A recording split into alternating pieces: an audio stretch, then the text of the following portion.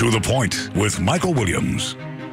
2 weeks after Irma hit Florida, what have we learned about cleanup? What about FPL's work to restore power? And how could the storms affect your homeowner's insurance? Good morning and welcome. The storm at one point had knocked out power to people across South Florida, across the state. More than 4 million customers for FPL, which covers 35 of our 67 counties, at one point without power when Irma swept south to north. Every utility in the state, all hands on deck. Some in our area who say they really didn't get hit that hard were complaining they were in the dark for more than a week.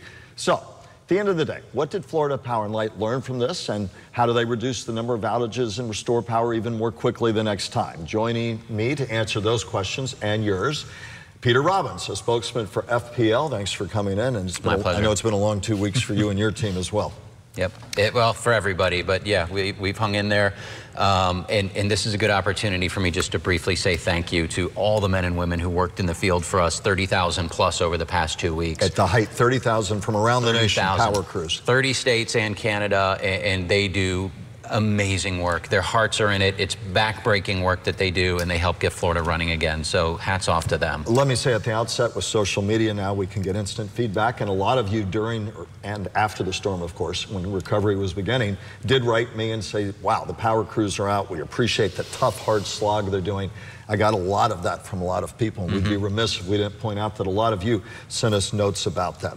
With that as a jumping off point, though, you have the positives and the criticisms. Let's start off with where you stand. Generally speaking, power restoration stands where? Generally speaking, it's done. We met our restoration estimate for the West Coast, which was the hardest hit, and we've got essentially everybody restored. There are always going to be a couple cases where people have severe damage at their homes, or we have just an extraordinary amount of work that's needed for 1 or 2 jobs. So always a couple people on the tail end, but we're essentially done. And certainly for our 5 counties, Miami-Dade and Broward, the same thing. Certainly for those, the same thing, yeah. Palm Beach, Martin, St. Lucie, Indian River, Okeechobee. Treasure Coast, Palm Beach, this area, yeah, we had most everybody restored by Sunday night, so 4 or 5 days or so after the storm. This will go down, we think, as the fastest restoration of the largest amount of customers, certainly that we've ever had, and probably in our nation's history, because the numbers were staggering at first. Planners had always worried about that sweep of a storm south to north, that storm that devastated much of the Florida Keys and Caribbean. We took less of a hit here, and we're going to talk a little bit about that. We're all thankful that we did, but it does raise questions. First, from FPL's perspective, what grade do you give yourselves? You know, I think that's for our customers to grade us. I know everybody's heart was in this, and we gave it our absolute best. We understand how important this is to our customers and really to the state of Florida to get the state back open for business again. This storm hit every single county that we serve. There wasn't a piece of FPL equipment that didn't get tested by Irma. From really the south to the north. So I feel like our equipment performed pretty well, and I know our people were fully committed. Richard Olson, director of the Hurricane Research Institute, Florida International University. He's an expert on disaster response and recovery, says the hard test is still to come. And one of the complaints we got was, listen, we took a blow, but we really, in our 5 counties, and Miami-Dade and Broward, took what amounted to a very big tropical storm type blow with some hurricane gust. And with that in mind, Mr. Olson said, and let me let you respond, he said, he was, quote, a little dismayed at the widespread loss of electrical service, most of it blamed on falling trees and branches that took out overhead lines.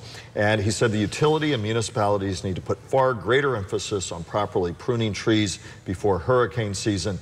He said he was, frankly, as I said at the outset, Irma was a tropical storm, his words. The amount of disruption of the power grid, I don't understand that. I'm not sure I'd agree that I'd characterize it as a tropical storm, all due respect. We had extremely strong winds here, and the duration of the winds was rather lengthy. The vegetation was a challenge. All you have to do is walk outside and see the massive piles of debris at the street that the Solid Waste Authority says will take months to clean up. And that was the #1 cause of outages for us by far. Tree limbs crashing into power lines, debris flying around. It takes one tree to rip down a power line to take out a whole neighborhood in some cases. So that was a big challenge for us, was the vegetation and the trees. We can certainly in some spots, I think, work a little more closely with municipalities to try to get to a better solution on tree trimming. It's something we spend about $60 million a year on as a company, but we certainly had a lot of debris in this storm.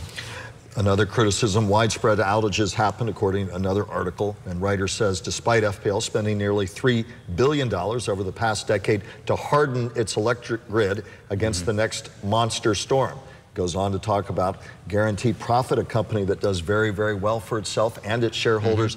And they're saying, well, wait a minute, if this was a storm that was not by far the worst that could be thrown at us, is it really that much more hardened in terms of the electric grid work you have done? How do you answer that criticism and what you've done since Wilma, when there was widespread criticism that FPL acknowledged by instituting the hardening of the grid? We did, and in Wilma we saw outages that lasted weeks, and in some cases that, here we are fully restored after 9 days. We got 2 million customers back on in 24 hours after Irma was gone. So massive differences between Irma and Wilma. We think the hardening worked. It was never designed to be a guarantee that there won't be outages. That's simply not feasible with hurricanes. We said hardening would help reduce some outages, but more importantly, speed restoration on the back end, and we feel that that worked. One case in point, our transmission system, which is really the backbone of the power grid. It's sort of the interstate highway, if you will, held up extremely well. We hardened those structures, they weathered the storm, and we didn't have to spend days or even a week rebuilding the transmission system because it was in very good shape. That helped us get into the neighborhoods more quickly and definitely shaved time off the overall restoration. Peter, let me ask you, as you sit here talking on behalf of FPL, a number of other topics, and in fact you were rather diplomatic. The city of Coral Gables and Miami-Dade fined FPL $64,000, said our power wasn't back on and was promised. FPL put out a statement, said we're doing everything we can.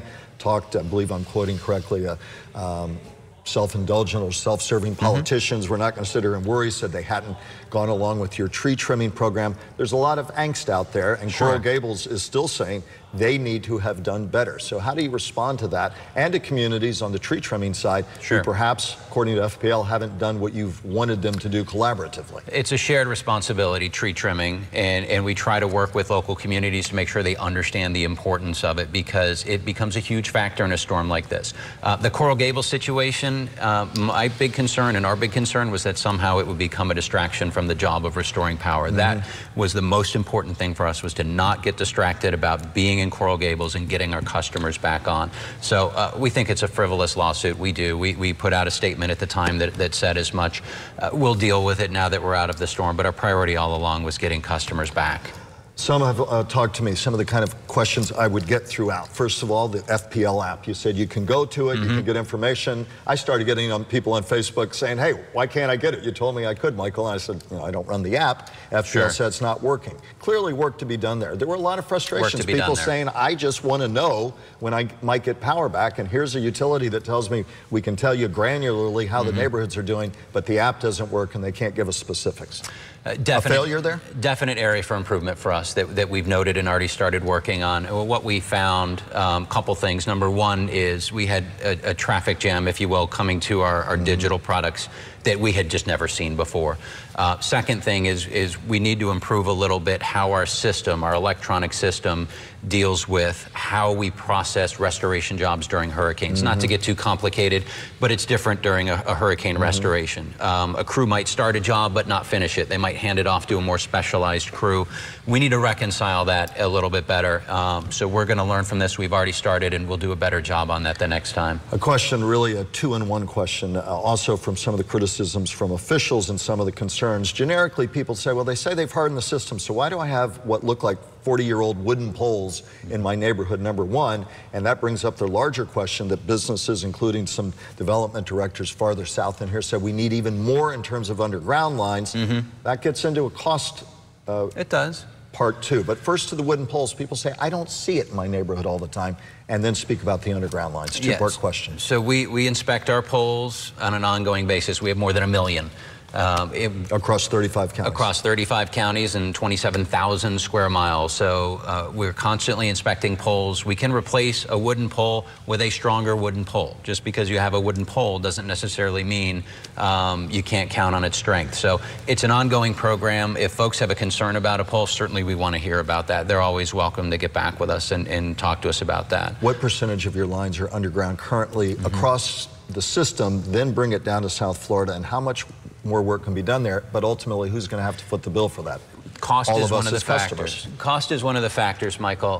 So undergrounding, we have about 40% of our system that's either undergrounded or hardened. We support undergrounding where it makes sense, but I'm sure you heard from customers in this storm who had underground lines in their neighborhood who lost power. It doesn't guarantee that you're going to have power, particularly when you have a widespread event like in Irma, because at some point those lines go above ground. They connect to a substation or a piece of equipment. So we're fine with undergrounding. We actually have offered communities incentives to do more undergrounding where it makes sense, but it doesn't guarantee that you're going to be storm-proof by any stretch. And actually in the tail end of our restoration, some of the more complicated jobs we have involved underground equipment that was flooded out. So we have a combination, probably always will, but we're definitely supportive of undergrounding. Tree trimming, more that has to be done by FPL in concert with municipalities. That's an issue I've identified. The FPL app you've identified. You've identified this ongoing discussion about undergrounding where feasible, but people have to realize ultimately part of that's passed on to their bill. That's a discussion. The vulnerability of older populations touched all of our hearts. It did. No matter what job we did, the situation in Hollywood, 9 people in a nursing home died. There was some confusion at first about whose responsibility it is to name something a critical care facility, what can be named a critical care facility. The bottom line from FPL's perspective, though, ultimately cities and counties have to name critical care facilities. That's a matter of law. How will you work from your perspective as a utility with counties, municipalities, to help them help you better identify some of these facilities? I think first and foremost, that situation was heartbreaking. We can all absolutely agree on that. We work with the counties. Generally, it's a county responsibility, and we work with their emergency operations centers throughout the year, really, to talk about critical infrastructure and identifying that and prioritizing that. Those are ongoing discussions. We'll have them again this year. I'm sure counties will really take a hard look, as they do every year, at what's on that list. Generally speaking, your top critical infrastructure is things that get public safety back to normal, like a police department, a water utility, a 911 center. But it's a collaborative process. We'll sit down with them as we always do and take a hard look at everything. People, of course, are saying, how much is my bill going to go up for storm cleanup? That's a pass-through cost. Correct me if I'm wrong. How much is the average utility customer likely to see their bill go up for storm cleanup? And inevitably, I get the question, why can't FPL pay for that out of its own pocket? So talk about people's bills, where it hits them in the pocketbook. What's this likely going to mean, and what can you do to kind of at least taper or lessen that blow? Good question. So we're not there yet in terms of the cost. It's a conversation that we'll have, and we'll eventually go to the Public Service Commission, of course, in Tallahassee and have that discussion. There can be a storm charge on folks' bills, but one of the things we can do, depending on where it lands, is try to spread it out over a multi-year period. At the end of the day, we feel like the funds that are invested in storm restoration is worth it to our customers, to get the state of Florida running again, to get the airports open and get the tourists back to the state of Florida. The economy of the state of Florida is incredibly large, and getting that running again is incredibly important. So just shaving a few hours off a restoration can mean the difference of millions of dollars to our state's businesses. So we'll get there in terms of the total number. We're not there yet. What about that critique? People ask me, they say, well, why can't they pick it up themselves? Well, at the end of the day, it's something that is customer supported through our bill. That's just the sort of way the system is set up. But we try to be careful with every dollar on that front and every front. As you know, we have the lowest bill in the state of Florida. We're proud of that. So we'll try to be very sensitive to customers. Final thought you have at the end of the day, power generally restored for everybody in our area. Certainly our hearts go out to the people in the Florida Keys. It could have been a lot worse. You've talked about lessons learned here. Final comment from FPL's perspective as we try to move forward. You know, what a few weeks, you know, for all of us. I think we learned something from every storm, and we didn't really, I think, anticipate one this big hitting all of us. It's something that, as you said, we kind of, that south to north storm that hits everybody. And as we saw it developing, we knew we were in for a fight. But I just think, you know, again, as I said at the beginning, the men and women who work in the field, who do that work outdoors every day restoring power, we owe them a debt of gratitude.